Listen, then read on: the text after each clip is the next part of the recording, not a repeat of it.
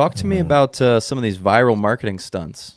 I read that that's a big part of what you have attempted to do. And clearly something worked because it got you onto Shark Tank Australia.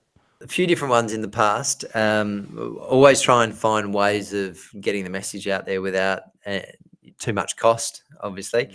Um, so when we were doing property in the UK for a couple of years, and one of my business partners now was actually a mentor of mine back then. He's a phenomenal business creative purchasing educator. So, educating you how to buy property for no money. So we were doing that in the UK, and we were focusing on ugly advertising. It's a form of marketing that just cuts through the usual. The more advertising these days is all about professional. It's professional, above professional, above professional. Who can be the most professional? And the problem is, it just all blends into the sea of sameness, and it just all looks the same. Nothing stands out. So we were going from the concept of, what if we reverse that, flip that, and go super, super ugly? We were doing handwritten signage with spelling mistakes, and just really dumbing it down. And so we did these big yellow placards. We were selling property that we were joint venturing in, and selling it on payment plans to make it really, really easy, because we realized that the easier we could make it for someone to buy, then by reshaping the offer, it became really, really easy to sell.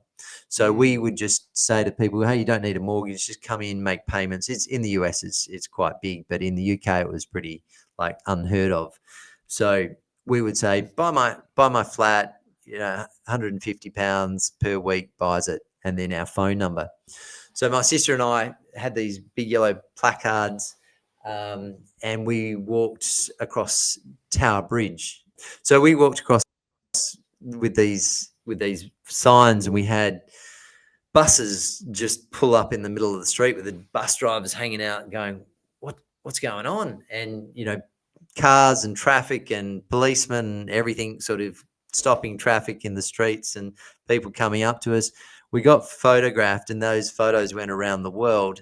And the phones never stopped ringing. We sold that property within a few days, 20 times over. Quite phenomenal. So they're the sort of things that we like to do to sort of look outside of the box and create some interesting outcomes. And we've done a few of those different ones over the years, and they've worked quite nicely.